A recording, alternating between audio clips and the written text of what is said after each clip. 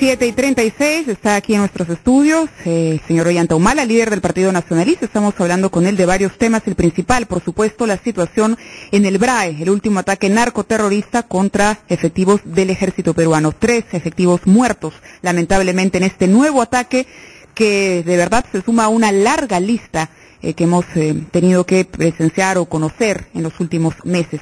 Un tema importante es el tema de los derechos humanos. Usted decía que es importante la presencia de comandos especializados, no de reclutas o gente que no tiene experiencia en el manejo de situaciones de este tipo. Por otro lado, hay gente que ha dicho, sí, lo que sucede es que la gente que está especializada, los comandos, tienen miedo de actuar en la zona porque luego van a ser enjuiciados por violaciones de derechos humanos. Y usted como soldado ha vivido una experiencia similar en carne propia.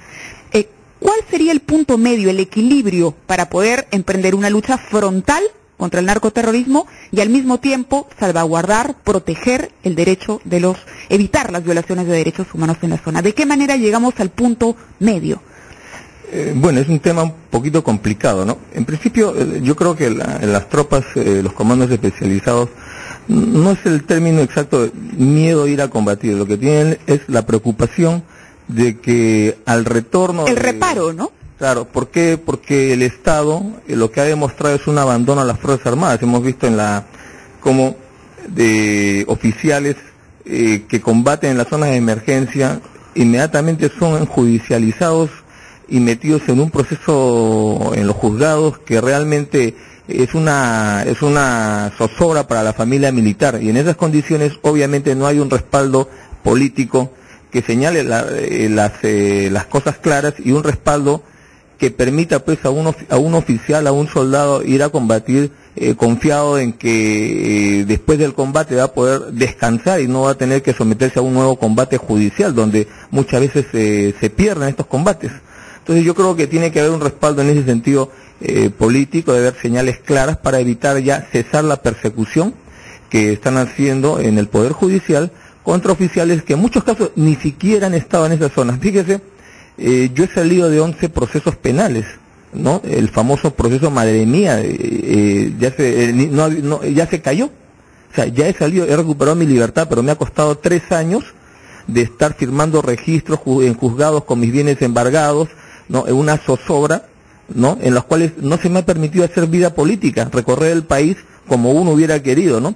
Y sin necesidad de irme a Japón como Fujimori, ni a Colombia y Francia como Alan García. Yo me he quedado en el Perú y he soportado lo que soporta cualquier oficial, cualquier ciudadano de a pie, que es estar yendo a los juzgados, firmando, sometiéndose a todas las pericias, etcétera, ¿no? Entonces, lo que yo he pasado lo están pasando cientos de oficiales que vienen de las zonas de emergencia, etcétera, han peleado con honor, pero acá los tratan como si fueran carniceros. ¿Cómo se materializaría ese apoyo político? Ese respaldo, ¿qué significa? ¿Qué significa, digamos, en términos prácticos, ese respaldo político? Yo creo que esto es un tema más de un especialista en temas constitucionales o judiciales, pero a mí me parece que si ha habido una guerra interna en la cual, producto de esa guerra, hay más muertos que inclusive que la guerra con Chile, pues entonces se debe tomar en cuenta una normativa para que un fiscal pueda formular una denuncia o una acusación a un combatiente,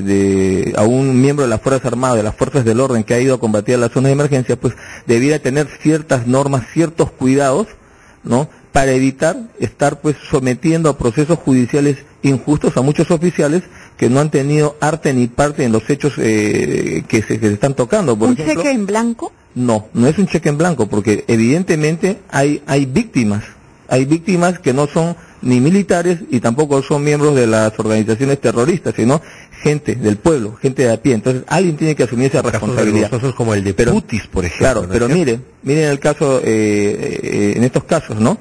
Por ejemplo, a mí se me acusó, tengo una acusación, una denuncia en Naucayacu. ¿Se acuerda que salió en prensa hace poco, hace unos 3 meses, 4 meses, con bombos y platillos? Ahora resulta que ese hecho no ha sido el año que yo estuve, sino ha sido en el año 95, cuando yo estaba en la cordillera del Cóndor. Y sin embargo, ahí está la denuncia. Y eso va a quedar ahí corriendo años y es como una espada de Damocles. Fíjese otro tema.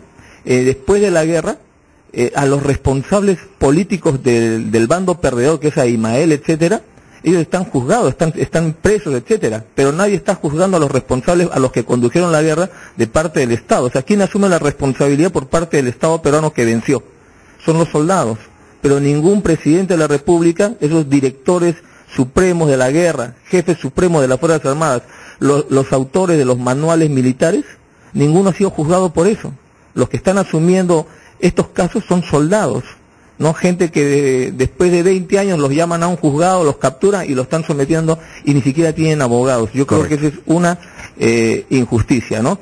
Lo que sí hay que reiterar, y lo reiteramos nosotros, es que las Fuerzas Armadas respetan o deben respetar los derechos humanos, y si hay algún caso de violación de derechos humanos son casos aislados, ¿no? Que no hay que tampoco generalizar a todas las Fuerzas Armadas. Claro, de pronto esto de ofrecerle defensa a los soldados o militares que puedan ser procesados posteriormente es una de las alternativas que habría que contemplar. Ayer el general Mora en de primera mano decía que el número de caídos en los recientes ataques narcoterroristas en la zona del BRAE supera incluso al número de caídos que se tuvo en el conflicto del CENEPA. Y algo más, la situación es bien preocupante. Y algo más, por favor, es el tema de que lo que se está haciendo cuando se formula una denuncia a un oficial, a un soldado que viene de la zona de emergencia, es la misma metodología que emplea el Ministerio Público para cualquier denuncia normal, cuando esa zona ha sido zona de guerra. Entonces, muchas veces basta que alguien diga, ha pasado esto y yo creo que es tal persona, y de frente ya le arman una denuncia, ¿no? Como si no hubiera habido una guerra, como si las cosas fueran, como si hubiera sucedido en Huacho, o qué sé yo, ¿no? Cuando tiene que tomarse medidas claras, ¿no? Señor Humala, mil gracias por haber estado con nosotros. Yo quisiera agregar algo más nada más. Muy rápido. En el tema de... Pero no se moleste. No se molesta. El nacionalismo deslinda, ¿no? Con todo acto vinculado al narcotráfico. Importante. Y le digo esto, ¿por qué? Porque a mí se me han acusado de todo, violación de derechos humanos, etcétera, etcétera, y ahora no me extrañaría que también me acusen a mí o a mi familia de ser bandas del narcotráfico, porque esto solamente denota el miedo de que podamos ser gobierno a partir del 2011. Muy bien, muchas gracias. Gracias. Hasta con nosotros en extensa entrevista el comandante en situación de retiro, el señor Ollanta Humala, líder del Partido Nacionalista. Son las 7:43.